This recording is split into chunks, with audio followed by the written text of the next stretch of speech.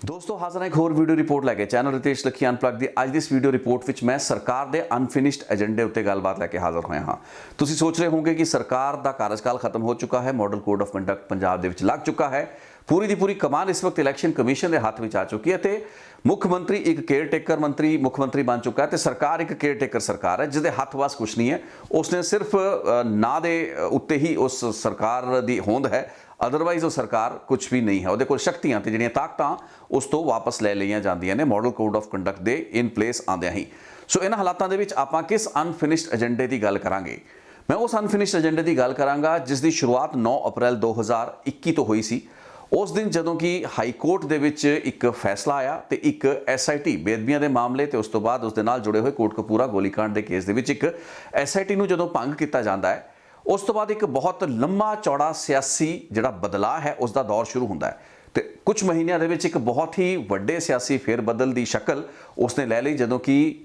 जिहड़ा sitting chief minister सी captain Amarinder Singh उन्होंने अहुदे तो लाता गया। एक नॉन परफॉर्मेंस का चार्ज उन्होंने लाया गया। बेशक ऑफिशियल लैवल उत्ते कांग्रेस का जिहड़ा एक रेजोल्यूशन सी उस तहत कि सारे MLAs ने कैप्टन अमरिंदर सिंह के प्रति चंगी शब्दावली की वरतों की। ये मीडिया नूं ते लोकां नूं दिखाने लई सी, वो पोलिटिकल स्मोक स्क्रीन जिसनों आपां कहने हैं, जो कि अज भी बीते कई हफ्तियां महीनों के विच आपां देखी है भी किस तरीके नाल एक अजिही स्मोक स्क्रीन क्रिएट करती जाती है कि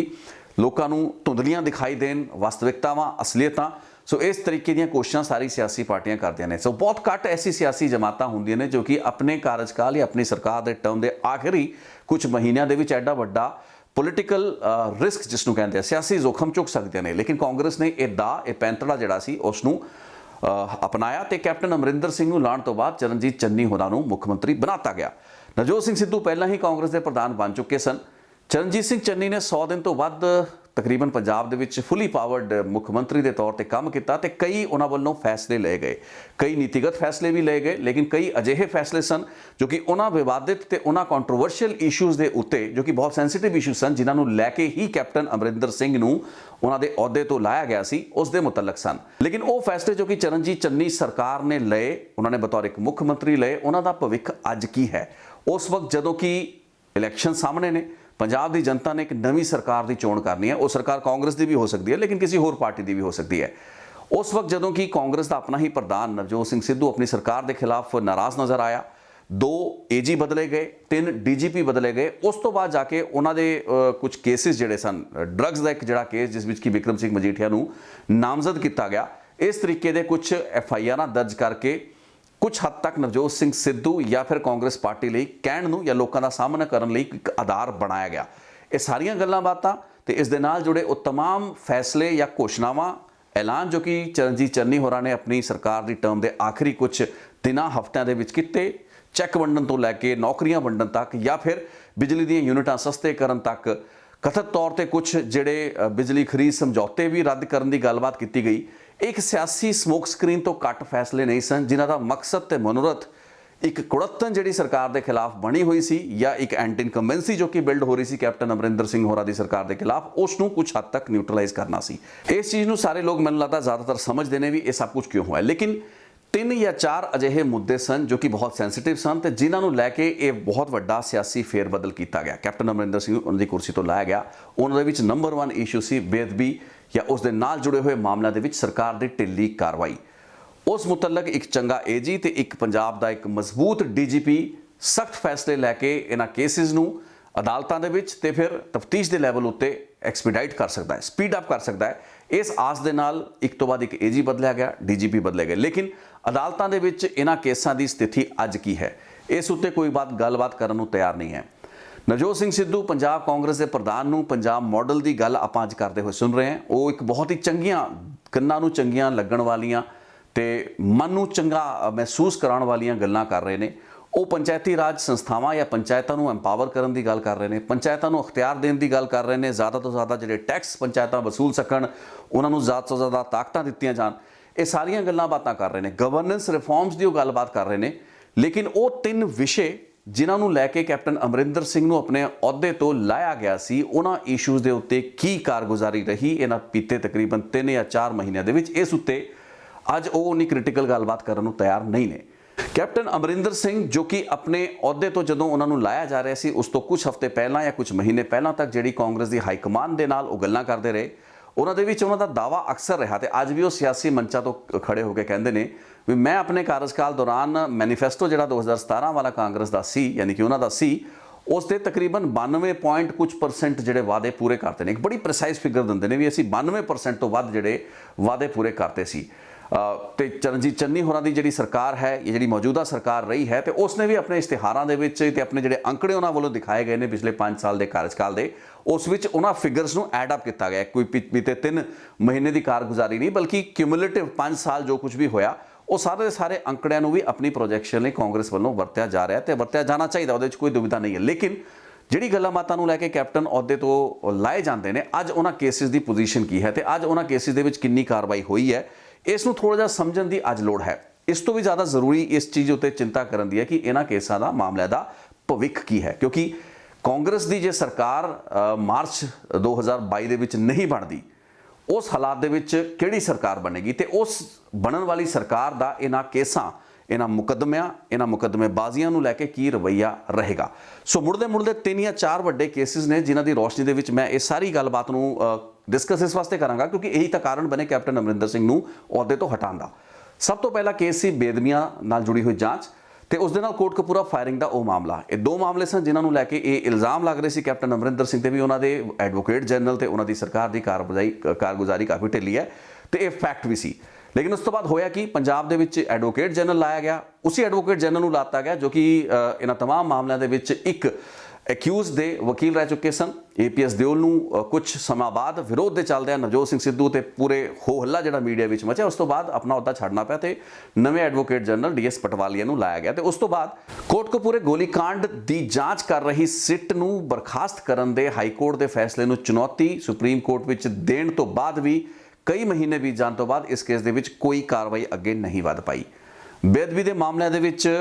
ਗੁਰਮੀਤ ਰਾਮ ਰਹੀਮ ਨੂੰ ਨਾਮਜ਼ਦ ਤਾਂ ਕਰ ਲਿਆ ਗਿਆ, FIR ਦੇ ਵਿੱਚ ਉਸ ਦਾ ਨਾਂ ਤਾਂ ਪਾਤਾ ਗਿਆ, ਲੇਕਿਨ ਉਸ ਦੇ ਬਾਵਜੂਦ ਉਸ ਦੇ ਪ੍ਰੋਡਕਸ਼ਨ ਵਾਰੰਟ ਹਾਸਲ ਕਰਨ ਦੇ ਬਾਅਦ ਵੀ ਹਾਈ ਕੋਰਟ ਤੋਂ ਗੁਰਮੀਤ ਰਾਮ ਰਹੀਮ ਰਿਲੀਫ ਲੈਣ ਵਿੱਚ ਕਾਮਯਾਬ ਰਿਹਾ ਤੇ ਉਸ ਨੂੰ ਹੁਣ ਫਰੀਦਕੋਟ ਦੇ ਵਿੱਚ ਪੇਸ਼ ਹੋਣ ਦੀ ਲੋੜ ਨਹੀਂ ਹੈ। 7 ਜਨਵਰੀ ਨੂੰ ਫੈਸਲਾ ਆਇਆ ਹਾਈ ਕੋਰਟ ਦਾ। ਹਾਈ ਕੋਰਟ ਨੇ ਕਿਹਾ ਕਿ ਲਾਅ ਐਂਡ ਆਰਡਰ ਦੇ ਹਾਲਾਤ ਬਣ ਸਕਦੇ ਨੇ। ਪ੍ਰਧਾਨ ਮੰਤਰੀ ਦਾ ਵੀ ਥੋੜਾ ਜਿਹਾ ਜ਼ਿਕਰ ਹੋਇਆ ਉਸ ਕੇਸ ਦੇ ਦਾਇਰੇ ਦੇ ਵਿੱਚ, ਲੇਕਿਨ ਵੱਡੀ ਗੱਲ ਇਹ ਸੀ ਵੀ ਗੁਰਮੀਤ ਰਾਮ ਰਹੀਮ ਹੁਣ ਪ੍ਰੋਡਕਸ਼ਨ ਵਾਰੰਟ ਤੇ ਫਰੀਦਕੋਟ ਦੇ ਵਿੱਚ ਬੇਅਦਬੀ ਕੇਸਾਂ ਦੀ ਤਫਤੀਸ਼ ਲਈ ਨਹੀਂ ਲਿਜਾਇਆ ਜਾ ਸਕੇਗਾ। ਉਹਦੇ ਨਾਲ ਦੇ ਜੋ 3-4 ਆਸ-ਪਾਸ ਦੇ ਲੋਕ ਸਨ ਜਿਹੜੇ ਕਿ ਮੇਨ ਐਕਿਊਜ਼ ਸਨ ਬੇਅਦਬੀ ਦੇ ਕੇਸਾਂ ਦੇ ਵਿੱਚ, ਜੋ ਕਿ ਸਮਝਿਆ ਜਾ ਰਿਹਾ ਵੀ ਜੇ ਕੋਈ ਕਮਾਂਡ ਆਈ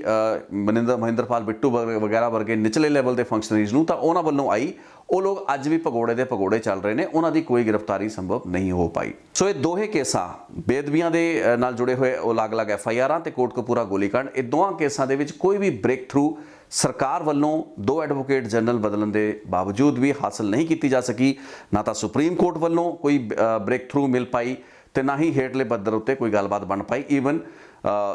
SIT ਨੇ 2 ਵਾਰ ਜਾ ਕੇ ਗੁਰਮੀਤ ਰਾਮ ਰਹੀਮ ਤੋਂ ਪੁੱਛ ਪੜਤਾਲ ਤਾਂ ਜ਼ਰੂਰ ਕੀਤੀ, ਲੇਕਿਨ ਉਸ ਦੇ ਵਿੱਚ ਕੁਝ ਵੀ ਨਿਕਲ ਕੇ ਸਾਹਮਣੇ ਨਹੀਂ ਆਇਆ। ਸੋ ਪਰਨਾਲਾ ਉੱਥੇ ਦਾ ਉੱਥੇ ਹੀ। ਅਗਲੇ ਕੇਸ ਉੱਤੇ ਆ ਜਾਂਦੇ ਹਾਂ ਜੋ ਕਿ ਬੇਸਿਕਲੀ ਡਰੱਗਸ ਦਾ ਉਹ ਕੇਸ ਹੈ ਜਿਸ ਵਿੱਚ ਕਿ ਕੁਝ ਬ੍ਰੇਕ ਥਰੂ ਕਰਨ ਦੇ ਵਿੱਚ ਸਰਕਾਰ ਕਾਮਯਾਬ ਰਹੀ, ਲੇਕਿਨ ਇਸ ਬ੍ਰੇਕ ਥਰੂ ਨੂੰ ਵੀ ਕਿਸ ਤਰੀਕੇ ਨਾਲ ਕੀਤਾ ਗਿਆ ਜਾਂ ਕਰਵਾਇਆ ਗਿਆ ਉਹ ਆਪਣੇ ਆਪ ਦੇ ਵਿੱਚ ਇੱਕ ਬਹੁਤ ਵੱਡਾ ਵਿਵਾਦ ਬਣਦਾ ਹੋਇਆ ਨਜ਼ਰ ਆ ਰਿਹਾ ਹੈ। 10 ਜਨਵਰੀ ਨੂੰ ਬਿਕਰਮ ਸਿੰਘ ਮਜੀਠੀਆ ਦੀ ਜਿਹੜੀ ਬੇਲ ਐਪਲੀਕੇਸ਼ਨ ਹੈ ਉਸ ਉੱਤੇ ਇੱਕ ਬਹੁਤ ਵੱਡੀ ਸੁਣਵਾਈ ਹੋਣੀ ਹੈ ਹਾਈ ਕੋਰਟ ਦੇ ਵਿੱਚ। P ਚਿਦੰਬਰਮ ਤੋਂ ਲੈ ਕੇ ਮੁਕੁਲ ਰੋਹਤਗੀ ਤੱਕ ਵੱਡੇ ਜਿਹੜੇ ਵਕੀਲ ਹੈਗੇ ਨੇ ਦੋਵੇਂ ਧਿਰਾਂ ਦੀ ਨੁਮਾਇੰਦਗੀ ਕਰਨਗੇ। ਲੇਕਿਨ ਇਸ ਕੇਸ ਦੇ ਵਿੱਚ ਇੱਕ FIR ਦਰਜ ਜਦੋਂ ਕੀਤੀ ਜਾਂਦੀ ਹੈ ਉਸ FIR ਨੂੰ ਦਰਜ ਕਰਨ ਲਈ DGP ਨੂੰ ਬਦਲਣਾ ਪੈਂਦਾ ਸੂਬੇ ਦੇ। ਇੱਕ ADGP ਪਹਿਲਾਂ ਆਪਣੀ ਰਿਪੋਰਟ ਹੀ ਵਿੱਚ ਛੱਡ ਕੇ ਭੱਜ ਗਿਆ, ਡਰ ਦਾ ਮਾਰਾ ਉਹ ਗਾਇਬ ਹੋ ਗਿਆ, ਉਸਨੇ ਹਸਪਤਾਲ ਵਿੱਚ ਭਰਤੀ ਹੋ ਕੇ ਉਲਟਾ ਇਸ ਪੂਰੇ ਦੇ ਪੂਰੇ ਕੇਸ ਦੀ ਜਿਹੜੇ ਵੀ ਸੂਤਰ ਜਾਂ ਨੁਕਤੇ ਬਣਦੇ ਸਨ ਜਿਸ ਤਹਿਤ ਕਿ ਕੇਸ ਦਰਜ ਹੋ ਸਕਦਾ ਸੀ ਉਹਨਾਂ ਤੇ ਸਵਾਲ ਚੁੱਕਤੇ। ਉਸ ਤੋਂ ਬਾਅਦ DGP ਬਦਲਿਆ ਗਿਆ ਤੇ DGP ਬਦਲਣ ਤੋਂ ਬਾਅਦ ਇਹ ਕੇਸ ਰਜਿਸਟਰ ਕੀਤਾ ਗਿਆ। ਸਭ ਤੋਂ ਅਹਿਮ ਗੱਲ ਸੀ ਵੀ ਇਸ ਕੇਸ ਦੇ ਵਿੱਚ ਜਿਹੜੀ ਸੋਰਸ ਰਿਪੋਰਟ ਕਹਿ ਲਈਏ ਜਾਂ ਜਿਹੜੀ ਇੱਕ ਪ੍ਰਾਥਮਿਕ ਜਾਣਕਾਰੀ ਬਤੌਰ ਇੱਕ ਸ਼ਿਕਾਇਤਕਰਤਾ ਹੁੰਦੀ ਹੈ ਉਹ ਉਸੇ DGP ਸਿਧਾਰਥ ਚਟੋਪਾਧਿਆਏ ਵੱਲੋਂ ਆਈ ਤੇ ਇਸ ਚੀਜ਼ ਨੂੰ ਬਚਾਅ ਪੱਖ ਯਾਨੀ ਕਿ ਬਿਕਰਮ ਸਿੰਘ ਮਜੀਠੀਆ ਦੇ ਪੱਖ ਨੇ ਆਪਣੇ ਲਈ ਇੱਕ ਬਹੁਤ ਵੱਡਾ ਨੁਕਤਾ ਤੇ ਦਲੀਲ ਬਣਾ ਲਿਆ क्योंकि सिद्धार्थ चट्टोपाध्याय का जिहड़ा कार्यकाल सी वो कुछ हफ्तियां का ही कार्यकाल सी। यानी कि अदालत दे विच जिहड़ी उभरन वाली तस्वीर जो उभर रही है वो ये है कि बिक्रम सिंह मजीठिया उत्ते FIR दर्ज कराने के मकसद के नाल ही DGP नूं बदलिया गया ते कुछ हफ्ते लिए उसनूं DGP लाया गया, जदों कि वो ना तो UPSC के पैनल दे विच उसदा नाम सी ते ना ही वो क्वालीफाई करदा सी। एक बड़ा वड्डा ये आधार हाई कोर्ट दे विच बन सकता है। इस तो बाद इस दे नाल ही जुड़िया हुआ एक छोटा जिहा विवाद होर खड़ा होया। ये सिट जिहड़ी कि पंजाब सरकार वालों बनाई गई सी AIG बलकार सिंह के तहत, उस विच इल्ज़ाम ये लगे भी जाते जाते सिद्धार्थ चट्टोपाध्याय DGP जिहड़े हैगे ने उन्होंने बलकार सिंह AIG जिहड़ा सिट का मुखी सी उसके बेटे नूं सब इंस्पैक्टर तो इंस्पैक्टर वजों प्रमोट करता। एक क्विड प्रो को का केस बन जाता है। यानी कि एक अजिही स्थिति जिथे कि कथित तौर पर बिक्रम सिंह मजीठिया के खिलाफ FIR दर्ज करने लई कोई भी अफसर अधिकारी तैयार नहीं सी, कोई उतला अधिकारी तैयार नहीं सी, लेकिन DGP बदलिया जाता है, सिट बिठाई जाती है, केस रजिस्टर किया जाता है तो केस रजिस्टर होने तो बाद उस सिट के मुखी के बेटे नूं एक प्रमोशन दी जाती है। सो ये भी एक आधार बनता है। हाई कोर्ट दे विच बिक्रम सिंह मजीठिया के बचाव पक्ष वालों उस दलील का जिस तहत कि उसनूं सियासी बदलाखोरी की भावना के तहत ही टारगेट किया जा रहा है। इस केस का भी की भविख है, क्योंकि आने वाले दिनों के विच अदालती कार्रवाई दे विच बेशक पंजाब के एडवोकेट जनरल DS पटवालिया चोण जाब्ता लगन तो बाद तो लैके पंजाब दे विच इलैक्शन होण ते नवीं सरकार दे बनन तक जिन्नियां भी तरीखां पेशियां पैणगियां उस दे विच तां डिफेंड कर सकणगे स्टेट की पोजीशन नूं। लेकिन सरकार बदलन की स्थिति दे विच जे सरकार आम आदमी पार्टी की बनती है, जे सरकार शिरोमणी अकाली दल की बनती है तो जे सरकार कांग्रेस की दोबारा बनती है, इन्हों तिन्ना स्थितियों के काफ़ी फर्क जिहड़ा है वो पैण वाला है इस केस की पैरवी नूं लैके। सो एडवोकेट जनरल ते पंजाब पुलिस के जिहड़े नवें बने DGP ने, इस सब लोगों को पता है कि इन्हां केसां दा भविख निर्भर करेगा कि कांग्रेस वापस सरकार बना सकेगी या नहीं सकेगी। सो एक बहुत ही अहम नुकता है, पॉइंट है, जिथे कि सवाल खड़ा हो जाता है कि जिन्नी भी कार्रवाई आखिर के कुछ हफ्तियां महीनों के विच तोड़ी गई, आरंभी गई, उसनूं लैके विवाद खुद ही सरकार दे विच पैदा होंदे रहे। पार्टी प्रधान ते मुख्यमंत्री दे विच विवाद पैदा होंदे रहे, एडवोकेट जनरल नूं लैके DGP नूं लैके उन्हां दे तबादले होंदे रहे, उन्हां दे विच बदलाव होंदे रहे। उस तो बाद जाके किते ये फैसला संभव हो पाया, जिस तो बाद भी अदालत दे विच चुनौतियां मिल रही ने। आने वाले दिनों के विच इस केस नूं मजबूती दे नाल कितनी देर तक अगे तोरिया जा सकेगा। ये गलबात बिल्कुल ठीक है कि बिक्रम सिंह मजीठिया की सियासी गतिविधियां ते उन्हां दी किसी भी गतिविधि या मूवमेंट ते ही मुकम्मल जिहड़ी रोक लगवाउण दे विच कांग्रेस की चन्नी सरकार कामयाब रही, लेकिन ये पूरा का पूरी गलबात अपने आप विच सियासी है। सो इस चीज़ नूं ये मान लेना भी इस केस दे विच कोई सही इंसाफ हो रहा है या न्यायालय पासे एक केस वाधा नज़र आ रहा है, ये फिलहाल बहुत प्रीमेच्योर होएगा, क्योंकि वड्डा जिहड़ा चैलेंज है वो है कि इस केस का भविख की होने जा रहा है तो इसकी पैरवी कौन करेगा। आम आदमी पार्टी की सरकार जे बन भी जाती है उस सूरत दे विच उही आम आदमी पार्टी जिसदे कि नैशनल कन्वीनर ते दिल्ली के मुख्यमंत्री अरविंद केजरीवाल बिक्रम सिंह मजीठिया तो माफ़ी मांग चुके हैं, वो किस मॉरल अथॉरिटी के तहत इस केस नूं अगे ले जाणगे। बेशक फिर सियासी मंचां तो भगवंत मान ते होर पार्टी के लीडर कुछ भी कह रहे होण, वो ये गल्लां बातां एक बहुत ही फ्रिवलस जी गलबात कई बार आम आदमी पार्टी के लीडर करते हुए राघव चड्डे या भगवंत मान वर्गे नज़र आते हैं, जिस तहत कि वो कहते हैं कि असी हुंदे तां बहुत छेती केस रजिस्टर हो जाते। मैनूं हैरानी सी राघव चड्डा कहते हुए नज़र आ रहे सी भी बिक्रम सिंह मजीठिया के खिलाफ जिहड़ा केस बनाया गया है वो बहुत ही जिहड़ियां कमज़ोर धारावां के तहत केस रजिस्टर किया गया है। इस चीज़ बारे अजिहे लीडर कदे भी गलबात नहीं करनगे कि इन्हां दे अपने जिहड़े लीडरां दे वतीरे माफिया मंगण दे विच किहो जे सन। सो दूसरा वड्डा केस सी ड्रग्स का केस, जिस विच कि बिक्रम सिंह मजीठिया ते उत्ते FIR तां बेशक दर्ज करती गई, लेकिन उस केस दे विच भी हुण कानून ने अपना काम करना है, अदालतां ने अपना समा लैना है, तो इन्ना समा इस वक्त किसी को है नहीं। सो उही दलील जो कि कैप्टन अमरिंदर सिंह दिया करते सन कि मैं अदालतां दे विच तां वड़िया नहीं होया, अदालतां ने जे किसी सिट नूं भंग करता, कुंवर विजय प्रताप की सिट जे भंग होगी तो उस दे विच मैं की कर सकता है। तकरीबन उहो जी स्थिति आने वाले दिनों हफ्तियां महीनों में वेखण नूं मिलेगी। तो जे किते बिक्रम सिंह मजीठिया नूं किसी भी कारण दे चलदिआं, हालांकि बहुत मुश्किल है उसनूं इस केस दे विच बेल मिलनी, लेकिन जे उसनूं बेल ग्रांट हो जाती है उस स्थिति दे विच आने वाली मार्च 2022 तो बाद की सरकार ही ये चीज़ तय करेगी कि इस केस का कुछ भविख है कि नहीं, क्योंकि असी पंजाब दे विच 2002, 2003 तो बाद ते 2007 तो बाद एक दूसरी पार्टियां दे साबका मुख्यमंत्रियों ते उन्हां दे परिवारां दे खिलाफ केस रजिस्टर होंदे हुए बहुत वेखे सी। ये चीज़ 2003 तो बाद असी वेखनी शुरू की, 2007 तो बाद वेखनी शुरू की, लेकिन बाद दे विच इन्हां ही सियासी घराणिਆਂ ते मुख्यमंत्रियों दे परिवारां दे उत्ते इल्ज़ाम ये लगे भी ये तो आपस दे विच रले हुए ने ਤੇ ਇਹਨਾਂ ਨੇ ਆਪਣੇ ਜਿਹੜੇ ਕੇਸਿਸ ਸਨ, ਆਪਣੇ ਖਿਲਾਫ ਜਿਹੜੇ ਅਪਰਾਧਿਕ ਕੇਸ ਦਰਜ ਹੋਏ ਸਨ, ਕੋਈ ਭ੍ਰਿਸ਼ਟਾਚਾਰ ਦਾ, ਕੋਈ ਆਮਦਨ ਤੋਂ ਵੱਧ ਜਾਇਦਾਦਾਂ ਰੱਖਣ ਦਾ, ਚਾਹੇ ਕੈਪਟਨ ਅਮਰਿੰਦਰ ਸਿੰਘ ਰਿਹਾ ਹੋਵੇ ਜਾਂ ਫਿਰ ਪ੍ਰਕਾਸ਼ ਸਿੰਘ ਬਾਦਲ ਰਹੇ ਹੋਣ, ਇਹਨਾਂ ਨੇ ਆਪਣੇ ਜਿਹੜੇ ਕੇਸ ਹਨ ਉਹਨਾਂ ਨੂੰ ਸੂਤ ਕਰਾ ਲਿਆ। ਤੇ ਬਾਅਦ ਦੇ ਵਿੱਚ ਜਦੋਂ ਸਰਕਾਰਾਂ ਦੁਬਾਰਾ ਬਣਦੀਆਂ ਨੇ ਤਾਂ ਇਹ ਆਪਣੇ ਪੁਰਾਣੇ ਜਿਹੜੇ ਲੈਸਨਸ ਇਹਨਾਂ ਨੇ ਲਰਨ ਕੀਤੇ ਹੁੰਦੇ ਨੇ, ਉਸ ਤੋਂ ਸਬਕ ਲੈ ਕੇ ਇਹ ਅੱਗੇ ਗਾਂ ਨੂੰ ਇੱਕ ਦੂਸਰੇ ਖਿਲਾਫ ਕੋਈ ਵੀ ਕਾਰਵਾਈ ਕਰਨਾ ਨਹੀਂ ਸਨ ਚਾਹੁੰਦੇ। ਸੋ ਇਹ ਤੌਹਮਤਾਂ ਤਾਂ ਲੱਗ ਹੀ ਰਹੀਆਂ ਨੇ। ਸੋ ਉਹਨਾਂ ਹਾਲਾਤਾਂ ਦੇ ਵਿੱਚ ਵਿਕਰਮ ਸਿੰਘ ਮਜੀਠੀਆ ਦੇ ਇਸ ਕੇਸ ਦਾ ਵੀ ਕੀ ਭਵਿੱਖ ਹੋਏਗਾ ਜੇ ਕਾਂਗਰਸ ਸਰਕਾਰ ਵਾਪਸ ਨਹੀਂ ਆਉਂਦੀ। ਤੇ ਜੇ ਕਾਂਗਰਸ ਸਰਕਾਰ ਵਾਪਸ ਆ ਵੀ ਜਾਂਦੀ ਹੈ, ਅਸੀਂ ਵੇਖਿਆ ਵੀ 5 ਸਾਲਾਂ ਦੇ ਵਿੱਚ ਨਵਾਂ ਮੁੱਖ ਮੰਤਰੀ, ਕੋਈ ਵੀ ਉਹ ਮੁੱਖ ਮੰਤਰੀ ਹੋਵੇ, ਉਸ ਦੀ ਜਿਹੜੀ ਟੀਮ ਹੋਏਗੀ, ਜਿਹੜਾ ਡੀਜੀਪੀ ਏਜੀ ਹੋਏਗਾ, ਉਸ ਦੀ ਸਿਆਸੀ ਜਿਹੜੀ ਵਿਲ ਤੇ ਪੋਲੀਟੀਕਲ ਵਿਲ ਹੈ ਉਹ ਕਿੱਡੀ ਕੁ ਮਜ਼ਬੂਤ ਹੈ ਇਸ ਕਾਰਵਾਈ ਨੂੰ ਅੱਗੇ ਤੋਰਨ ਦੇ ਨਜ਼ਰੀਏ ਤੋਂ। ਉਹ ਵੀ ਉਸ ਸਥਿਤੀ ਦੇ ਵਿੱਚ ਜਦੋਂ ਕਿ ਇਸ ਕੇਸ ਦਾ ਇੱਕ ਬਹੁਤ ਵੱਡਾ ਕੁਆਂਟਮ ਹੈ, ਇਸ ਕੇਸ ਦਾ, ਵਿਕਰਮ ਸਿੰਘ ਮਜੀਠੀਆ ਦੇ ਕੇਸ ਦੀ ਮੈਂ ਗੱਲ ਕਰ ਰਿਹਾ, ਉਸ ਸਥਿਤੀ ਦੇ ਵਿੱਚ ਜਦੋਂ ਕਿ ਇੱਕ ਬਹੁਤ ਵੱਡਾ ਕੰਪੋਨੈਂਟ ਇਹਨਾਂ ਅਪਰਾਧਿਕ ਮੁਕੱਦਮਿਆਂ ਦਾ, ਯਾਨੀ ਕਿ ਉਹ ਡਰੱਗ ਲਾਰਡ ਜੋ ਜਿਨ੍ਹਾਂ ਦੇ ਨਾਲ ਕਿ ਕਥਿਤ ਤੌਰ ਤੇ ਵਿਕਰਮ ਸਿੰਘ ਮਜੀਠੀਆ ਦੀ ਮਿਲੀਭੁਗਤ ਦੱਸੀ ਜਾਂਦੀ ਹੈ, ਜਦ ਉਹਨਾਂ ਤੋਂ ਹੀ ਪੁੱਛਗਿੱਛ ਨਹੀਂ ਕੀਤੀ ਗਈ ਜਾਂ ਉਹਨਾਂ ਨੂੰ ਹੀ ਭਾਰਤ ਵਿੱਚ ਲਿਆਉਣ ਵਿੱਚ ਭਾਰਤ ਦੀ ਸਰਕਾਰ, ਏਜੰਸੀਆਂ ਤੇ ਪੰਜਾਬ ਪੁਲਿਸ ਕਾਮਯਾਬ ਨਹੀਂ ਰਹਿ ਪਾਈ, ਉਹਨਾਂ ਹਾਲਾਤਾਂ ਦੇ ਵਿੱਚ ਕਿੰਨਾ ਕੁ ਸੰਭਵ ਹੈ ਇਸ ਕੇਸ ਨੂੰ ਅੱਗੇ ਤੋਰ ਪਾਣਾ, ਕਿੰਨੀ ਕੁ ਇੱਛਾ ਸ਼ਕਤੀ ਕਿਸੇ ਵੀ ਸਰਕਾਰ ਤੇ ਉਸਦੇ ਅਫਸਰਾਂ ਵਿੱਚ ਹੋਏਗੀ ਇਸ ਤਰੀਕੇ ਦੇ ਕੇਸ। ਤੇ ਜੇ ਕਿਤੇ ਕਿਸੇ ਵੀ ਸਿਚੁਏਸ਼ਨ ਦੇ ਵਿੱਚ ਅਕਾਲੀ ਦਲ ਦੀ ਸਰਕਾਰ ਜਾਂ ਉਸਦੀ ਭਾਈਵਾਲ ਕਿਸੇ ਪਾਰਟੀ ਦੇ ਨਾਲ ਜਾਂ ਅਕਾਲੀ ਦਲ ਦੇ ਸਮਰਥਨ ਜਾਂ ਅਕਾਲੀ ਦਲ ਨੂੰ ਸਮਰਥਨ ਮਿਲ ਕੇ ਕੋਈ ਸਰਕਾਰ ਬਣਦੀ ਹੈ, ਆਪਾਂ ਸੋਚ ਸਕਦੇ ਹਾਂ ਇਹਨਾਂ ਕੇਸਾਂ ਦਾ ਕੀ ਹਸ਼ਰ ਹੋ ਸਕਦਾ ਹੈ। ਆਪਾਂ ਪਹਿਲਾਂ ਕੈਪਟਨ ਅਮਰਿੰਦਰ ਸਿੰਘ ਦੀ ਸਰਕਾਰ ਦੇ ਦੌਰਾਨ, ਉਹਨਾਂ ਦੇ ਕਾਰਜਕਾਲ ਦੇ ਦੌਰਾਨ ਉਹਨਾਂ ਦੇ ਆਪਣੇ ਖਿਲਾਫ ਕੇਸਾਂ ਨੂੰ ਅਦਾਲਤਾਂ ਦੇ ਵਿੱਚ ਡਿੱਗਦੇ ਵੇਖਿਆ ਤੇ ਪ੍ਰਕਾਸ਼ ਸਿੰਘ ਬਾਦਲ ਤੇ ਸੁਖਬੀਰ ਸਿੰਘ ਬਾਦਲ ਦੇ ਖਿਲਾਫ ਕੇਸਾਂ ਨੂੰ ਉਹਨਾਂ ਦੀ ਸਰਕਾਰਾਂ ਦੇ ਕਾਰਜਕਾਲ ਦੇ ਦੌਰਾਨ ਡਿੱਗਦੇ ਵੇਖਿਆ। ਸੋ ਕੋਈ ਵੀ ਫਿਊਚਰ ਉਹਨਾਂ ਕੇਸਾਂ ਦਾ ਨਹੀਂ ਹੈ। ਬੇਅਦਬੀ ਦੀਆਂ ਘਟਨਾਵਾਂ, ਕੋਟਕਪੂਰਾ ਚੌਂਕ ਦੀ ਘਟਨਾ ਤੇ ਡਰੱਗਸ ਦੇ ਇਸ ਇਸ਼ੂ ਤੋਂ ਬਾਅਦ ਆਉਂਦੀ ਹੈ ਵਾਰੀ ਪੰਜਾਬ ਦੇ ਜਿਹੜੇ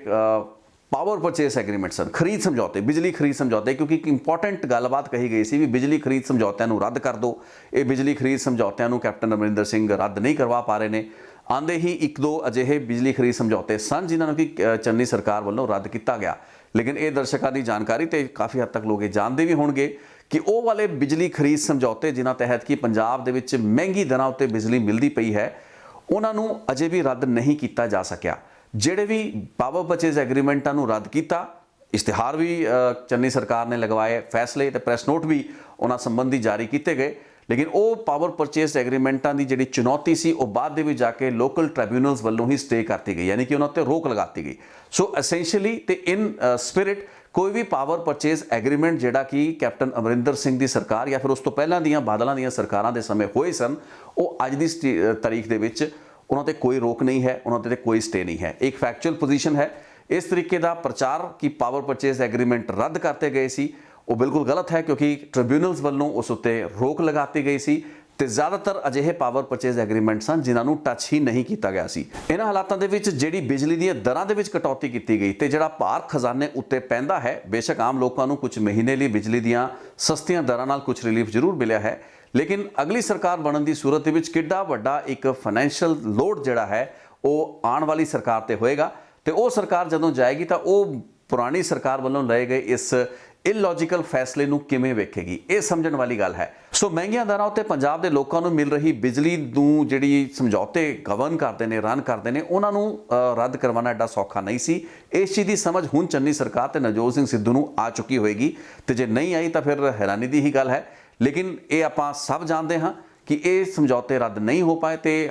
ਅੱਜ ਨਹੀਂ ਕੱਲ ਸਹੀ, ਕੱਲ ਨਹੀਂ ਤੇ ਇਲੈਕਸ਼ਨ ਤੋਂ ਬਾਅਦ ਸਹੀ, ਬਿਜਲੀ ਦਰਾਂ ਨੂੰ ਉਹਨਾਂ ਹੀ ਰੇਟਾਂ ਉੱਤੇ ਲੋਕਾਂ ਨੂੰ ਫੇਰ ਵਾਪਸ ਖਰੀਦਣਾ ਪਏਗਾ, ਯਾਨੀ ਕਿ ਉਹਨਾਂ ਨੂੰ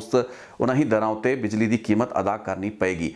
ਇਹਨਾਂ ਤਿੰਨ ਕੰਮਾਂ ਤੋਂ ਇਲਾਵਾ ਦੋ ਹੋਰ ਅਜਿਹੇ ਵਿਵਾਦਿਤ ਇਸ਼ੂ ਸਨ, ਯਾਨੀ ਕਿ ਕੰਟਰੋਵਰਸ਼ੀਅਲ ਇਸ਼ੂ ਸਨ, ਜਿਨ੍ਹਾਂ ਵਿੱਚ ਕਿ ਰੇਤੇ ਤੇ ਟਰਾਂਸਪੋਰਟ ਮਾਫੀਆ ਦੇ ਲੱਕ ਤੋੜਨ ਦੀ ਗੱਲਬਾਤ ਸੀ। ਉਸ ਪੱਖੋਂ ਕੀ ਕੁਝ ਹੋ ਪਾਇਆ, ਆਪਾਂ ਸਮਝ ਪਾਇਆ ਕਿ ਰੇਤੇ ਨੂੰ ਲੈ ਕੇ ਮੁੱਖ ਮੰਤਰੀ ਨੇ ਹਦਾਇਤਾਂ ਦਿੱਤੀਆਂ, ਦਰਾਂ ਵੀ ਤੈਅ ਕਰਤੀਆਂ, ਲੇਕਿਨ ਰੇਤਾ ਕਿਤੇ ਵੀ ਸਸਤਾ ਨਹੀਂ ਹੋਇਆ। ਇਹ ਸਾਰੇ ਲੋਕ ਅੱਜ ਮਹਿਸੂਸ ਕਰ ਰਹੇ ਨੇ ਕਿ ਜੇ ਰੇਤੇ ਦੇ ਵਿੱਚ ਕੋਈ ਵੀ ਉਸ ਤਰੀਕੇ ਦਾ ਫਰਕ ਜੋ ਕਿ ਮੁੱਖ ਮੰਤਰੀ ਦੇ ਦਾਅਵਿਆਂ ਦੇ ਵਿੱਚ ਕੀਤਾ ਗਿਆ ਉਹ ਨਹੀਂ ਆ ਪਾਇਆ। ਉਸੇ ਦਰਾਂ ਉੱਤੇ ਲੋਕ ਅੱਜ ਵੀ ਰੇਤਾ ਖਰੀਦਣ ਲਈ ਮਜਬੂਰ ਨੇ। ਟਰਾਂਸਪੋਰਟ ਮਾਫੀਆ ਦੇ ਪੱਖੋਂ ਵੀ ਗਰਮਜੋਸ਼ੀ ਬਹੁਤ ਦਿਖਾ ਗਈ। ਪੰਜਾਬ ਦੇ ਟਰਾਂਸਪੋਰਟ ਮੰਤਰੀ ਰਾਜਾ ਵੜਿੰਗ ਨੇ ਬੱਸਾਂ ਵਿੱਚ ਚੜ੍ਹ ਕੇ ਖੁਦ ਬੱਸਾਂ ਰੁਕਵਾ ਕੇ ਉਹਨਾਂ ਦੇ ਚਲਾਨ ਵੀ ਕਟਵਾਏ, ਬੱਸਾਂ ਸੀਲ ਵੀ ਕੀਤੀਆਂ, ਉਹਨਾਂ ਤੋਂ ਜੁਰਮਾਨੇ ਵੀ ਭਰਾਏ ਤੇ ਸੂਬੇ ਦੀ ਆਮਦਨ ਨੂੰ ਵਧਾਏ ਜਾਣ ਦਾ ਦਾਅਵਾ ਵੀ ਕੀਤਾ, ਜੋ ਕਿ ਕਾਫੀ ਹੱਦ ਤੱਕ ਸਹੀ ਵੀ ਹੋ ਸਕਦਾ ਹੈ। ਲੇਕਿਨ ਇਸ ਦੇ ਬਾਵਜੂਦ ਉਹ ਜਿਹੜੀ ਨੀਤੀ ਜੋ ਕਿ ਟਰਾਂਸਪੋਰਟ ਦੀ ਪੂਰੀ ਪਾਲਿਸੀ ਹੈ, ਉਸ ਨੂੰ ਗਵਰਨ ਕਰਨ ਵਾਲੀ ਨੀਤੀ ਨੂੰ ਉਹ ਉਸ ਤਰੀਕੇ ਨਾਲ ਬਦਲਾ ਨਹੀਂ ਪਾਇਆ। ਮੈਂ ਇੱਕ ਰਿਪੋਰਟ ਵਿੱਚ ਜ਼ਿਕਰ ਕੀਤਾ ਸੀ ਕਿ ਬਥੇਰੇ ਐਸੇ ਬਿਊਰੋਕਰੇਟਸ ਹੈਗੇ ਨੇ ਜਿਨ੍ਹਾਂ ਦਾ ਬਹੁਤ ਮਜ਼ਬੂਤ ਜਿਹੜਾ ਕੰਟਰੋਲ ਤੇ ਗਲਬਾ ਜਿਹੜਾ ਹੈਗਾ ਉਹ ਇਸ ਨੀਤੀ ਉੱਤੇ ਰਿਹਾ ਹੈ ਤੇ ਨੀਤੀ ਦੇ ਵਿੱਚ ਜਿਹੜੇ ਸੁਧਾਰ ਆਟੋਮੈਟਿਕਲੀ ਇਸ ਪੂਰੇ ਦੇ ਪੂਰੇ ਟਰਾਂਸਪੋਰਟ ਮਾਫੀਆ ਦੀ ਲੱਕ ਭੰਨ ਸਕਦੇ ਨੇ, ਇਸ ਨੂੰ ਖਤਮ ਕਰ ਸਕਦੇ ਨੇ। ਉਸ ਤਰੀਕੇ ਦੇ ਸੁਧਾਰਾਂ ਉੱਤੇ ਕਦੇ ਵੀ ਸਾਡੀਆਂ ਸਰਕਾਰਾਂ ਆ ਹੀ ਨਹੀਂ ਸਕਦੀਆਂ। ਸੋ ਬੱਸਾਂ ਦੇ ਚਲਾਨ ਕਰਵਾਉਣਾ, ਉਹਨਾਂ ਨੂੰ ਸੀਲ ਕਰਵਾਉਣਾ ਤੇ ਬਸ ਫਿਰ ਉਹਨਾਂ ਨੂੰ ਜੁਰਮਾਨੇ ਲੈ ਕੇ ਛੱਡ ਦੇਣਾ, ਇਹ ਬਹੁਤ ਛੋਟੇ-ਮੋਟੇ ਕਾਸਮੈਟਿਕ ਗੱਲਾਂ ਬਾਤਾਂ ਨੇ। ਉਹ ਜਿਹੜੀ ਨੀਤੀ ਜੋ ਕਿ ਉਸ ਹਾਈ ਕੋਰਟ ਤੇ ਈਵਨ ਸੁਪਰੀਮ ਕੋਰਟ ਦੀ ਆਰਡਰਸ ਜਿਹੜੇ ਇਸ ਪੰਜਾਬ ਦੇ ਟਰਾਂਸਪੋਰਟ ਦੇ ਅਲੱਗ-ਅਲੱਗ ਕੇਸਿਸ ਜਿਹੜੇ ਅਦਾਲਤਾਂ ਵਿੱਚ ਪਹੁੰਚੇ, ਜਿਨ੍ਹਾਂ ਦਾ ਜ਼ਿਕਰ ਮੈਂ ਅਲੱਗ-ਅਲੱਗ ਰਿਪੋਰਟ ਵਿੱਚ ਕੀਤਾ ਹੈ, ਉਹ ਜਿਹੜੀ ਨੀਤੀ ਦੇ ਵਿੱਚ ਬਦਲਾਅ ਤੇ ਉਸ ਨੂੰ ਲਾਗੂ ਕਰਨ ਦੀ ਗੱਲਬਾਤ ਸੀ, ਉਹਦੇ ਅੱਜ ਵੀ ਨੇੜੇ ਤੇੜੇ ਕਿਤੇ ਪੰਜਾਬ ਸਰਕਾਰ ਜਾਂ ਪੰਜਾਬ ਦੀ ਜਿਹੜਾ ਟਰਾਂਸਪੋਰਟ ਮਹਿਕਮਾ ਨਹੀਂ ਹੈ, ਕਿਉਂਕਿ ਵੈਸਟਡ ਇੰਟਰਸਟ ਨੇ, ਅਫਸਰ ਮਿਲੇ ਹੋਏ ਨੇ, ਬਿਊਰੋਕ੍ਰੇਸੀ ਦਾ ਇੱਕ ਬਹੁਤ ਵੱਡਾ ਜਿਹੜਾ ਕੰਟਰੋਲ ਹੈ ਇਸ ਨੀਤੀ ਉੱਤੇ ਉਹਨਾਂ ਸੁਧਾਰਾਂ ਨੂੰ ਲਾਗੂ ਨਹੀਂ ਹੋਣ ਦੇ ਰਿਹਾ, ਜੋ ਕਿ ਹਾਈ ਕੋਰਟ ਵੱਲੋਂ ਬਹੁਤ ਹੀ ਸਾਫ਼ ਭਾਸ਼ਾ ਦੇ ਵਿੱਚ ਸਪੈਲ ਕੀਤੇ ਗਏ ਨੇ। ਸੋ 5 ਕੋਰ ਏਰੀਏ ਨੇ, ਬੇਅਦਬੀ ਦੇ ਨਾਲ ਜੁੜੀਆਂ ਹੋਈਆਂ ਘਟਨਾਵਾਂ ਤੇ ਨਾਲ ਹੀ ਕੋਟਕਪੂਰਾ ਗੋਲੀकांड, ਪੰਜਾਬ ਦੇ ਵਿੱਚ ਨਸ਼ਾ, ਸੈਂਡ ਮਾਈਨਿੰਗ, ਰੇਤੇ ਦਾ ਮਾਫੀਆ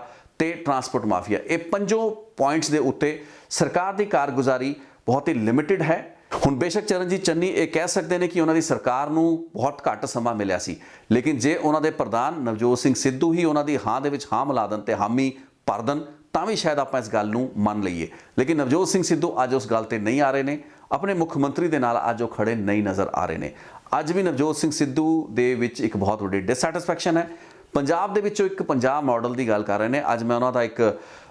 ਪ੍ਰੈਸ ਕਾਨਫਰੰਸ, ਜਿਹੜੀ ਡਿਜੀਟਲ ਕਾਨਫਰੰਸ ਸੀ, ਉਸ ਨੂੰ ਸੁਣ ਰਿਹਾ ਸੀ, ਜਿਸ ਵਿੱਚ ਕਿ ਉਹਨਾਂ ਨੇ ਪੰਜਾਬ ਦੇ ਗਵਰਨੈਂਸ ਰਿਫਾਰਮਸ ਦੀ ਗੱਲ ਕੀਤੀ। ਨਵਜੋਤ ਸਿੰਘ ਸਿੱਧੂ ਭੁੱਲ ਜਾਂਦੇ ਨੇ ਕਿ 2012 ਦੇ ਵਿੱਚ ਜਦੋਂ ਅਕਾਲੀ ਦਲ ਤੇ ਬੀਜੇਪੀ ਦਾ ਹਿੱਸਾ ਸੀ, ਪੰਜਾਬ ਦੇ ਵਿੱਚ ਉਸ ਵਕਤ ਵੀ ਗਵਰਨੈਂਸ ਰਿਫਾਰਮ ਦਾ ਇੱਕ ਬਹੁਤ ਵੱਡਾ ਮਾਡਲ ਸਾਹਮਣੇ ਲਿਆਂਦਾ ਗਿਆ ਸੀ। ਗਵਰਨੈਂਸ ਰਿਫਾਰਮਸ ਕਮਿਸ਼ਨ ਬਣਾਇਆ ਗਿਆ ਸੀ, ਬਹੁਤ ਹੀ ਵਿਆਪਕ ਪੱਧਰ ਉੱਤੇ ਸੁਧਾਰ ਕਰਨ ਦੀਆਂ ਕੋਸ਼ਿਸ਼ਾਂ ਕੀਤੀਆਂ ਗਈਆਂ ਸੀ ਤੇ ਡਾਕਟਰ ਪ੍ਰਮੋਦ ਕੁਮਾਰ ਦੀ ਅਗਵਾਈ ਹੇਠ ਇਸ ਗਵਰਨੈਂਸ ਰਿਫਾਰਮਸ ਕਮਿਸ਼ਨ ਨੇ ਦਰਜਨਾਂ ਦੇ ਹਿਸਾਬ ਨਾਲ ਅਜਿਹੀਆਂ ਜਿਹੜੀਆਂ ਨਾਨ ਅਸੈਂਸ਼ੀਅਲ ਫਾਰਮੈਲਿਟੀਜ਼ ਸਨ, ਜਿਸ ਦੇ ਵਿੱਚ ਕੀ ਹਲਫਨਾਮੇ ਦੇਣੇ ਪੈਂਦੇ ਸਨ, ਉਹਨਾਂ ਨੂੰ ਸਕ੍ਰੈਪ ਕਰਤਾ ਸੀ, ਰੱਦ ਕਰਤਾ ਸੀ। ਉਸ ਤੋਂ ਬਾਅਦ ਵੀ ਉਹ ਮਾਡਲ ਸੀਮਿਤ ਪੱਧਰ ਉੱਤੇ ਅੱਗੇ ਤੁਰ ਪਾਇਆ, ਉਸ ਤੋਂ ਬਾਅਦ ਉਹ ਵੀ ਕਾਮਯਾਬ ਨਹੀਂ ਹੋ ਪਾਇਆ। ਸੋ ਅੱਜ ਪੰਚਾਇਤਾਂ ਨੂੰ ਹੋਰ ਇੰਪਾਵਰ ਕਰਨ ਦੀ ਗੱਲ ਕਰ ਰਹੇ ਨੇ, ਉਹਨਾਂ ਦੇ ਜਿਹੜੇ ਆਮਦਨ ਦੇ ਸਾਧਨਾਂ ਨੂੰ ਵਧਾਏ ਜਾਣ ਦੀ ਗੱਲ ਨਵਜੋਤ ਸਿੰਘ ਸਿੱਧੂ ਕਰ ਰਹੇ ਨੇ। ਅੱਜ ਉਹ ਗਵਰਨੈਂਸ ਰਿਫਾਰਮਸ ਦੀ ਗੱਲ ਕਰ ਰਹੇ ਨੇ। ਇਹ ਗੱਲਾਂ ਬਾਤਾਂ ਤਾਂ ਬਹੁਤ ਚੰਗੀਆਂ ਲੱਗਦੀਆਂ ਨੇ, ਲੇਕਿਨ ਆਪਾਂ ਨੂੰ ਥੋੜ੍ਹਾ ਜਿਹਾ ਹਿਸਟਰੀ ਦੇ ਵਿੱਚ ਜਾਣ ਦੀ ਲੋੜ ਹੈ। ਉਹ ਨੌਜਵਾਨੀ ਜਾਂ ਉਹ ਜਨਰੇਸ਼ਨ ਜਿਹੜੀ ਕਿ ਅੱਜ ਸ਼ਾਇਦ ਜੁੰਮਾ 3-4 ਸਾਲ ਤੋਂ ਇਹ ਗੱਲਾਂ ਬਾਤਾਂ ਸੁਣਦੀ ਤੇ ਸਮਝਦੀ ਆ ਰਹੀ ਹੈ, ਉਹਨੂੰ ਇਹ ਗੱਲਾਂ ਬਾਤਾਂ ਬੜੀਆਂ ਚੰਗੀਆਂ ਲੱਗ ਰਹੀਆਂ ਹੋ ਸਕਦੀਆਂ ਨੇ। ਲੇਕਿਨ ਜਿਹੜੇ ਲੋਕਾਂ ਨੇ ਪਿਛਲੇ 2 ਜਾਂ 3 ਦਹਾਕੇ ਦਾ ਇਤਿਹਾਸ ਦੇਖਿਆ ਹੈ ਤੇ ਉਸ ਦੇ ਵਿੱਚ ਸਰਕਾਰਾਂ ਦੀ ਨੀਤੀ ਤੇ ਉਹਨਾਂ ਦੀ ਨੀਅਤ ਨੂੰ ਐਗਜ਼ਾਮਿਨ ਤੇ ਸਟੱਡੀ ਕੀਤਾ ਹੈ, ਉਹ ਤੁਹਾਨੂੰ ਚੰਗੀ ਤਰ੍ਹਾਂ ਦੱਸ ਸਕਦੇ ਨੇ ਕਿ ਇਹ ਜਿਹੜੀ ਗੱਲਾਂ ਬਾਤਾਂ ਨੇ ਇਹ ਕਿੱਡੇ ਵੱਡੇ ਸਬਜ਼ ਬਾਗ ਨੇ। ਸੋ ਪੰਚਾਇਤੀ ਰਾਜਾਂ ਨੂੰ ਆਪਾਂ ਇੰਪਾਵਰ ਕਰਨ ਦੀ ਗੱਲਬਾਤ ਕਰ ਰਹੇ ਹਾਂ ਤੇ ਸਾਡੇ ਕੋਲ ਹਜੇ ਤੱਕ ਸੂਬਿਆਂ ਦੀ ਜਿਹੜੀ ਆਮਦਨ ਹੈ ਉਸ ਨੂੰ ਵਧਾਇਆ ਜਾਣ ਦਾ ਕੋਈ ਮਾਡਲ ਅਵੇਲੇਬਲ ਨਹੀਂ ਹੈ। ਸੋ ਗੱਲਾਂ ਬਾਤਾਂ ਦੇ ਨਾਲ ਕੀ ਨਿਕਲਣਾ ਹੈ ਇਹ ਸਾਰੇ ਚੰਗੀ ਤਰ੍ਹਾਂ ਜਾਣਦੇ ਨੇ। ਲੇਕਿਨ ਇਸ ਮੇਰੀ ਰਿਪੋਰਟ ਦਾ ਜਿਹੜਾ ਮੇਨ ਕਰਕਸ ਨਿਕਲ ਕੇ ਪੂਰੀ ਗੱਲਬਾਤ ਦੇ ਵਿੱਚੋਂ ਆਉਂਦਾ ਹੈ ਉਹ ਇਹ ਹੈ ਕਿ ਇਹਨਾਂ 4 ਜਾਂ 5 ਉਹ ਮਾਪਦੰਡ ਜਿਨ੍ਹਾਂ ਦੇ ਬੇਸ ਉੱਤੇ ਆਧਾਰ ਬਣਾ ਕੇ ਜਿਨ੍ਹਾਂ ਨੂੰ ਕੈਪਟਨ ਅਮਰਿੰਦਰ ਸਿੰਘ ਨੂੰ ਇੱਕ ਨਿਕੰਮਾ ਮੁੱਖ ਮੰਤਰੀ ਸਾਬਤ ਕਰਤਾ ਗਿਆ ਸੀ, ਇੱਕ ਨਿਕੰਮੀ ਉਹਨਾਂ ਦੀ ਸਰਕਾਰ ਸਾਬਤ ਕਰਤੀ ਗਈ ਸੀ, ਅੱਜ ਉਹਨਾਂ ਹੀ 4 ਜਾਂ 5 ਮਾਪਦੰਡਾਂ ਉੱਤੇ ਦਿਖਾਉਣ ਲਈ ਵੀ ਚੰਨੀ ਸਰਕਾਰ ਕੋਲ ਜਾਂ ਨਵਜੋਤ ਸਿੰਘ ਸਿੱਧੂ ਕਾਂਗਰਸ ਦੇ ਪ੍ਰਧਾਨ ਹੁੰਦਿਆਂ ਹੋਇਆਂ ਵੀ ਉਹ ਇਹਨਾਂ ਪੁਆਇੰਟਸ ਦੇ ਉੱਤੇ ਕੁਝ ਖਾਸ ਨਹੀਂ ਕਰ ਦਿਖਾ ਪਾਏ। ਅਦਾਲਤਾਂ ਦੇ ਵਿੱਚ ਉਵੇਂ ਦੇ ਉਵੇਂ ਇਹ ਕੇਸ ਪਏ ਨੇ ਤੇ ਭਵਿੱਖ ਦੇ ਵਿੱਚ ਇਹ ਕੇਸ ਰੁਲਣ ਦੀ ਜ਼ਿਆਦਾ ਸੰਭਾਵਨਾ ਹੈ। ਕਾਂਗਰਸ ਦੀ ਸਰਕਾਰ ਨਾ ਬਣਨ ਦੀ ਸਥਿਤੀ ਦੇ ਵਿੱਚ ਇਹਨਾਂ ਕੇਸਾਂ ਦਾ ਕੋਈ ਭਵਿੱਖ ਨਹੀਂ ਹੈ। ਇਹਨਾਂ ਨੂੰ ਕਿਸੇ ਅਜਿਹੇ ਪੁਆਇੰਟ ਤੱਕ ਨਹੀਂ ਲਿਜਾਇਆ ਜਾ ਸਕਦਾ ਹੈ ਜਿੱਥੋਂ ਕਿ ਇਹਨਾਂ ਕੇਸਾਂ ਦੇ ਵਿੱਚ ਮੋੜੇ ਨਹੀਂ ਪੈ ਸਕਦੇ, ਯਾਨੀ ਕਿ ਇੱਕ ਪੁਆਇੰਟ ਆਫ ਨੋ ਰਿਟਰਨ ਤੇ ਕੇਸ ਨਹੀਂ ਪਹੁੰਚਦੇ ਨੇ। ਹਜੇ ਵੀ ਸਾਰੇ ਦੇ ਸਾਰੇ ਕੇਸ ਹਵਾ ਦੇ ਵਿੱਚ ਨੇ। ਸਿਰਫ ਅੱਜ ਇੱਕ ਪੰਜਾਬ ਦਾ ਐਡਵੋਕੇਟ ਜਨਰਲ ਹੈ ਜੋ ਕਿ ਆਉਣ ਵਾਲੇ ਕੁਝ ਹਫ਼ਤਿਆਂ ਤੱਕ ਇਹਨਾਂ ਕੇਸਾਂ, ਖਾਸ ਕਰਕੇ ਬਿਕਰਮ ਸਿੰਘ ਮਜੀਠੀਆ ਦਾ ਜਿਹੜਾ ਕੇਸ ਹੈ ਜਾਂ ਫਿਰ ਬੇਅਦਬੀ ਦੇ ਨਾਲ ਜੁੜੇ ਕੁਝ ਕੇਸਿਸ ਨੇ, ਉਹਨਾਂ ਦੀ ਪੈਰਵੀ ਨੂੰ ਜੇ ਮਜ਼ਬੂਤ ਤਰੀਕੇ ਨਾਲ ਕਰੇਗਾ ਤਾਂ ਕਿਸੇ ਪੁਆਇੰਟ ਤੱਕ ਲਿਜਾ ਸਕਦਾ ਹੈ। ਲੇਕਿਨ ਬਿਯੋਂਡ ਦੈਟ ਅਗਲੀ ਸਰਕਾਰ ਕੋਲ ਹੀ ਇਹ ਇੱਛਾ ਸ਼ਕਤੀ ਹੋਣੀ ਚਾਹੀਦੀ ਹੈ ਕਿ ਇਹਨਾਂ ਕੇਸਾਂ ਜਿਨ੍ਹਾਂ ਨੂੰ ਕਿ ਇਸ ਸਰਕਾਰ ਨੇ ਬੜੇ ਫੈਨਫੇਅਰ ਦੇ ਨਾਲ ਸ਼ੁਰੂ ਕੀਤਾ, ਕਿਉਂਕਿ ਇਹ ਕੋਈ ਛੋਟੇ-ਮੋਟੇ ਕੇਸ ਨਹੀਂ ਸਨ, ਇਹਨਾਂ ਉੱਤੇ ਪੰਜਾਬ ਦਾ ਬਹੁਤ ਸਮਾਂ, ਬਹੁਤ ਐਨਰਜੀ, ਪੰਜਾਬ ਦਾ ਇੱਕ ਬਹੁਤ ਵੱਡਾ ਫੋਕਸ ਰਿਹਾ ਹੈ। ਆਮ ਲੋਕਾਂ ਦੇ ਜਜ਼ਬਾਤ ਜੁੜੇ ਹੋਏ ਨੇ, ਉਹਨਾਂ ਦੇ ਸੈਂਟੀਮੈਂਟਸ ਜੁੜੇ ਹੋਏ ਨੇ, ਉਹਨਾਂ ਦੀ ਆਸਾਂ ਉਮੀਦਾਂ ਜੁੜੀਆਂ ਹੋਈਆਂ ਨੇ। ਲੇਕਿਨ ਜੇ ਇਹ ਕੇਸ ਕਿਸੇ ਸਿਰੇ ਨਾ ਲੱਗਣ, ਅਦਾਲਤਾਂ ਦੇ ਵਿੱਚ ਕਿਸੇ ਅੰਜਾਮ ਤੇ ਨਾ ਪਹੁੰਚੇ, ਉਹਨਾਂ ਹਾਲਾਤਾਂ ਦੇ ਵਿੱਚ ਇੱਕ ਬਹੁਤ ਵੱਡੀ ਨਾਮੋਸ਼ੀ ਦਾ ਸਾਹਮਣਾ ਫਿਰ ਲੋਕਾਂ ਨੂੰ ਕਰਨਾ ਪਏਗਾ। ਤੇ ਇਸ ਸਾਰੀ ਦੀ ਸਾਰੀ ਕਵਾਇਦ ਜਿਸ ਤਹਿਤ ਕਿ ਇੱਕ ਮੁੱਖ ਮੰਤਰੀ ਨੂੰ ਬਦਲਿਆ ਜਾਂਦਾ ਹੈ, ਇੱਕ ਪੂਰੀ ਦੀ ਕੈਬਨਿਟ ਨੂੰ ਬਦਲਤਾ ਜਾਂਦਾ ਹੈ, ਇੱਕ ਨਵਾਂ ਮੁੱਖ ਮੰਤਰੀ ਨਵੇਂ ਏਜੰਡੇ ਤੇ ਨਵਾਂ ਫਲੇਵਰ ਲੈ ਕੇ ਨਵਾਂ ਲੇਬਲ ਲਗਾ ਕੇ ਆਉਂਦਾ ਹੈ, ਉਹ ਸਾਰੀ ਦੀ ਸਾਰੀਆਂ ਗੱਲਾਂ ਬਾਤਾਂ ਜ਼ੀਰੋ ਲੱਗਣਗੀਆਂ। ਯਾਨੀ ਕਿ ਇੱਕ ਅਜਿਹੀ ਸਿਆਸੀ smoke screen, political smoke screen ਬਣ ਜਾਏਗੀ ਜਿਸ ਨੂੰ ਕ੍ਰੀਏਟ ਕੀਤਾ ਗਿਆ ਤਾਂ ਕਿ ਲੋਕਾਂ ਦਾ ਧਿਆਨ ਵੰਡਿਆ ਜਾ ਸਕੇ। ਆਪਣੇ ਖਿਲਾਫ ਐਂਟੀ ਇਨਕੰਬੈਂਸੀ ਜਿਹੜੀ ਕਾਂਗਰਸ ਦੇ ਖਿਲਾਫ ਹੈ ਉਸ ਨੂੰ ਠੱਲ ਪਾਈ ਜਾ ਸਕੇ ਤੇ ਉਸ ਤੋਂ ਬਾਅਦ ਲੈਵਲ ਬਦਲ ਕੇ ਆਪਾਂ ਲੋਕਾਂ ਨੂੰ ਫੇਰ ਭਰਮਾਉਣ ਦੀ ਕੋਸ਼ਿਸ਼ ਕਰੀਏ। ਸੋ ਬਿਕਰਮ ਸਿੰਘ ਮਜੀਠੀਆ ਦਾ ਕੇਸ ਹੋਵੇ, ਡਰੱਗਸ ਦਾ ਕੇਸ ਹੋਵੇ ਜਾਂ ਫਿਰ ਬੇਅਦਬੀਆਂ ਦੇ ਨਾਲ ਜੁੜੇ ਹੋਏ ਕੇਸ ਹੋਣ, ਇਹਨਾਂ ਕੇਸਾਂ ਦੇ ਵਿੱਚ ਕਿਸੇ ਵੀ ਸਿਰੇ ਤੇ ਕਿਸੇ ਵੀ ਅੰਜਾਮ ਤੱਕ ਇਹਨਾਂ ਕੇਸਾਂ ਦਾ ਨਾ ਪਹੁੰਚਣਾ ਸਾਨੂੰ ਇਸ ਚੀਜ਼ ਨੂੰ ਸੋਚਣ ਲਈ ਮਜਬੂਰ ਕਰਦਾ ਹੈ ਵੀ ਇਹ ਪੂਰੀ ਦੀ ਪੂਰੀ ਕਵਾਇਦ ਜਿਹੜੀ ਬੀਤੇ ਕੁਝ ਮਹੀਨਿਆਂ ਵਿੱਚ ਪੰਜਾਬ ਵਿੱਚ ਵੇਖੀ ਗਈ, ਇਹ ਇੱਕ ਅਜਿਹੀ ਸਿਆਸੀ ਸਮੋਕ ਸਕਰੀਨ ਯਾਨੀ ਕਿ ਪੋਲੀਟੀਕਲ ਸਮੋਕ ਸਕਰੀਨ ਕ੍ਰੀਏਟ ਕਰਨ ਦੀ ਇੱਕ ਕਵਾਇਦ ਸੀ ਜਿਸ ਤਹਿਤ ਕਿ ਲੋਕਾਂ ਦਾ ਮਨ ਜਿਹੜਾ ਹੈ ਕਾਂਗਰਸ ਦੀ ਸਰਕਾਰ ਦੇ ਖਿਲਾਫ ਜਿਹੜਾ ਉਹਨਾਂ ਦੇ ਵਿੱਚ ਇੱਕ ਐਂਟੀ ਇਨਕੰਬੈਂਸੀ ਦੀ ਭਾਵਨਾ ਹੈ ਉਸ ਨੂੰ ਨਿਊਟਰਲਾਈਜ਼ ਕਰਨ ਦੇ ਪੱਖੋਂ ਹੀ ਕੀਤੀ ਗਈ। ਸੋ ਇਹ ਵੇਖਣਾ ਹੋਏਗਾ ਬਹਿਰਹਾਲ 10 ਜਨਵਰੀ ਨੂੰ ਬਿਕਰਮ ਸਿੰਘ ਮਜੀਠੀਆ ਦੇ ਕੇਸ ਦੇ ਵਿੱਚ ਕੀ ਕਾਰਵਾਈ ਹੁੰਦੀ ਹੈ ਤੇ ਕਿੰਨੀ ਹੋਰ ਦੇਰ ਤੱਕ ਉਹ ਗਰਾਊਂਡਡ ਰਹਿੰਦੇ ਨੇ, ਪਬਲਿਕ ਡੋਮੇਨ ਦੇ ਵਿੱਚ ਨਹੀਂ ਆ ਪਾਉਂਦੇ, ਕਿ ਇਹ ਸਾਰੀ ਗੱਲਬਾਤ ਇੱਕ ਸਿਆਸੀ ਮਕਸਦ ਦੇ ਨਾਲ ਹੀ ਪ੍ਰੇਰਿਤ ਰਹਿ ਜਾਏਗੀ ਤੇ ਇਸ ਦਾ ਸਿੱਟਾ ਅਗਲੀ ਆਉਣ ਵਾਲੀ ਸਰਕਾਰ ਕੀ ਕੱਢੇਗੀ। ਇਹ ਸਾਰੇ ਬਹੁਤ ਵੱਡੇ ਸੰਸ਼ੇ ਤੇ ਸਵਾਲ ਨੇ ਜੋ ਕਿ ਮਨਾਂ ਦੇ ਵਿੱਚ ਰਹਿਣੇ ਨੇ ਜਦ ਤੱਕ ਪੰਜਾਬ ਦੇ ਇਲੈਕਸ਼ਨ ਦੇ ਨਤੀਜੇ ਨਹੀਂ ਆ ਜਾਂਦੇ ਤੇ ਉਹਨਾਂ ਨਤੀਜਿਆਂ ਤੋਂ ਬਾਅਦ ਵੀ ਅਗਲੀ ਬਣਨ ਵਾਲੀਆਂ ਸਰਕਾਰਾਂ ਇਹਨਾਂ ਸੰਬੰਧਾਂ ਦੇ ਵਿੱਚ ਜਾਂ ਇਹਨਾਂ ਕੇਸਿਸ ਦੇ ਸੰਦਰਭ ਦੇ ਵਿੱਚ ਕੋਈ ਆਪਣੀ ਠੋਸ ਰਾਏ ਜਾਂ ਆਪਣਾ ਐਕਸ਼ਨ ਪਲਾਨ ਸਾਹਮਣੇ ਨਹੀਂ ਰੱਖਦੀਆਂ। ਅੱਜ ਜਾਂਦੇ ਜਾਂਦੇ ਇੱਕ ਹੋਰ ਅਹਿਮ ਗੱਲਬਾਤ ਕਰਨੀ ਬਹੁਤ ਜ਼ਰੂਰੀ ਹੈ ਕਿ ਅੱਜ ਸਾਰੀਆਂ ਸਿਆਸੀ ਪਾਰਟੀਆਂ ਨੂੰ, ਚਾਹੇ ਉਹ ਅਕਾਲੀ ਦਲ ਹੋਵੇ, ਚਾਹੇ ਉਹ ਆਮ ਆਦਮੀ ਪਾਰਟੀ ਹੋਵੇ, ਕਾਂਗਰਸ ਹੋਵੇ, ਬੀਜੇਪੀ ਜਾਂ ਪੰਜਾਬ ਲੋਕ ਕਾਂਗਰਸ ਹੋਵੇ, ਜਿਹੜੇ ਅਦਾਲਤ ਦੇ ਵਿੱਚ ਮੁਕੱਦਮੇ ਬੇਅਦਬੀ ਦੇ ਚੱਲਦੇ ਪਏ ਨੇ ਜਾਂ ਜਿਹੜੇ ਬਿਕਰਮ ਸਿੰਘ ਮਜੀਠੀਆ ਦੇ ਨਾਲ ਜੁੜਿਆ ਹੋਇਆ ਡਰੱਗਸ ਦਾ ਕੇਸ ਹੈ, ਇਹ ਜਿੰਨੇ ਵੀ ਕੇਸਿਸ ਹੈਗੇ ਨੇ ਇਹਨਾਂ ਦੇ ਵਿੱਚ ਉਹਨਾਂ ਦੀ ਕੀ ਐਕਸ਼ਨ ਪਲਾਨ ਹੈ, ਕੀ ਸੋਚ ਹੈ ਤੇ ਇਹਨਾਂ ਕੇਸਿਸ ਨੂੰ ਉਹ ਕਿਸ ਅੰਜਾਮ ਤੱਕ ਲਿਜਾਣ ਲਈ ਕਿਸ ਲੈਵਲ ਤੱਕ ਉਹ ਕਮਿਟਡ ਨੇ। ਉਹਨਾਂ ਦੀ ਕਮਿਟਮੈਂਟ ਪੰਜਾਬ ਦੇ ਲੋਕਾਂ ਨੂੰ ਜਾਣਨੀ ਬਹੁਤ ਜ਼ਿਆਦਾ ਜ਼ਰੂਰੀ ਹੈ ਕਿਉਂਕਿ ਹਵਾ ਦੇ ਵਿੱਚ ਗੱਲਾਂ ਹੋ ਜਾਣਗੀਆਂ, ਮੈਨੀਫੈਸਟੋ ਆ ਜਾਣਗੇ, ਗੋਲਮੋਲ ਗੱਲਾਂ ਅੱਜ ਜਿਵੇਂ ਪੰਚਾਇਤੀ ਰਾਜ ਤੇ ਗਵਰਨੈਂਸ ਰਿਫਾਰਮਸ ਦੀਆਂ ਗੋਲਮੋਲ ਗੱਲਾਂ ਜੋ ਕਿ ਆਪਾਂ 10-12 ਸਾਲ ਤੋਂ ਸੁਣਦੇ ਆ ਰਹੇ ਹਾਂ, ਇਸ ਤਰੀਕੇ ਦੇ ਗੋਲਮੋਲ ਗੱਲਾਂ ਕਰਨ ਵਾਲੇ ਜਿਹੜੇ ਮੈਨੀਫੈਸਟੋਸ ਨੇ ਇਹਨਾਂ ਤੋਂ ਉੱਭਰ ਕੇ ਇਹ ਕੰਕਰੀਟ ਜਿਹੜੇ ਕੇਸਿਸ ਅਦਾਲਤਾਂ ਦੇ ਵਿੱਚ ਪਹੁੰਚੇ ਨੇ ਇਹਨਾਂ ਉੱਤੇ ਇਹ ਸਾਰੀਆਂ ਪਾਰਟੀਆਂ ਦਾ ਕੀ ਮਨ ਜਾਂ ਵਿਚਾਰ ਨਹੀਂ ਬਲਕਿ ਇਹਨਾਂ ਦਾ ਕੀ ਐਕਸ਼ਨ ਪਲਾਨ ਹੋਏਗਾ ਤੇ ਇਹ ਕੀ ਖੜਦੇ ਨੇ ਉਸ ਗੱਲਾਂ ਤੇ ਉਹਨਾਂ ਕੇਸਾਂ ਦੇ ਉੱਤੇ ਜਿਨ੍ਹਾਂ ਨੂੰ ਪੋਲੀਟੀਕਲ ਡਿਸਕੋਰਸ ਦੇ ਵਿੱਚ ਜਾਂ ਨੈਰੇਟਿਵ ਦੇ ਵਿੱਚ ਤਾਂ ਵਰਤਣ ਲਈ ਇਹ ਸਿਆਸੀ ਮੰਚਾਂ ਤੋਂ ਲੀਡਰ ਤਿਆਰ ਰਹਿੰਦੇ ਨੇ, ਲੇਕਿਨ ਜੇ ਗੱਲ ਕਾਰਵਾਈ ਦੀ ਆਵੇ ਤਾਂ ਉਸ ਉੱਤੇ ਇਹਨਾਂ ਦੀ ਕਮਿਟਮੈਂਟ ਉਸ ਲੈਵਲ ਦੀ ਨਹੀਂ ਹੈ। ਸੋ ਇਹਨਾਂ ਤੋਂ ਕਮਿਟਮੈਂਟ ਲੈਣੀ ਹੋਏਗੀ। ਜਿੰਨੇ ਮੌਜੂਦਾ ਕੇਸ ਮੌਜੂਦਾ ਸਰਕਾਰ ਨੇ ਸ਼ੁਰੂ ਕੀਤੇ ਕੀ ਉਹਨਾਂ ਨੂੰ ਉਹਨਾਂ ਦੇ ਲੌਜੀਕਲ ਅੰਜਾਮ ਤੱਕ ਅਗਲੀਆਂ ਸਰਕਾਰਾਂ ਪਹੁੰਚਾਉਣਗੀਆਂ, ਕੋਈ ਵੀ ਪਾਰਟੀ ਦੀ ਸਰਕਾਰ ਹੋਵੇ, ਇਹ ਇੱਕ ਬਹੁਤ ਵੱਡੀ ਕਮਿਟਮੈਂਟ ਹੈ। ਬਾਰਿੰਗ ਆਫ ਕੋਰਸ ਅਕਾਲੀ ਦਲ ਜਿਸ ਦੇ ਖਿਲਾਫ ਜ਼ਿਆਦਾਤਰ ਇਹ ਕੇਸ ਟਾਰਗੇਟਡ ਨੇ, ਲੇਕਿਨ ਹੋਰ ਪਾਰਟੀਆਂ ਚਾਹੇ ਉਹ ਬੀਜੇਪੀ ਕੈਪਟਨ ਅਮਰਿੰਦਰ ਸਿੰਘ ਦਾ ਜਿਹੜਾ ਗੱਠਜੋੜ ਹੈ ਉਸ ਤੋਂ ਜਾਂ ਫਿਰ ਆਮ ਆਦਮੀ ਪਾਰਟੀ ਤੋਂ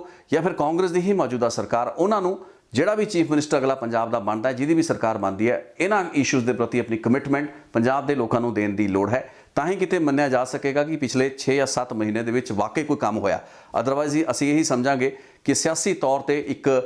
ਭੁਲੇਖਾ ਸੀ ਜੋ ਕਿ ਲੋਕਾਂ ਦੇ ਵਿੱਚ ਕ੍ਰੀਏਟ ਕੀਤਾ ਗਿਆ, ਮੁਫਾਦ ਜਿਹੜੇ ਹੈਗੇ ਨੇ ਸਿਆਸੀ ਉਹਨਾਂ ਨੂੰ ਪੂਰਾ ਕਰਨ ਲਈ ਇਹ ਸਭ ਕੁਝ ਕੀਤਾ ਗਿਆ, ਜਿਸ ਤੋਂ ਬਾਅਦ ਕਿ ਹੱਲ ਤੇ ਨਤੀਜੇ ਉੱਤੇ ਇਹਨਾਂ ਕੇਸਾਂ ਨੇ ਕਦੇ ਵੀ ਨਹੀਂ ਪਹੁੰਚਣਾ ਸੀ। ਜਿਵੇਂ ਕਿ ਪਹਿਲਾਂ ਕਦੇ ਪ੍ਰਕਾਸ਼ ਸਿੰਘ ਬਾਦਲ ਤੇ ਕੈਪਟਨ ਅਮਰਿੰਦਰ ਸਿੰਘ ਦੇ ਖਿਲਾਫ ਦਰਜ ਕੀਤੇ ਗਏ ਕੇਸ ਨਹੀਂ ਪਹੁੰਚ ਪਾਏ।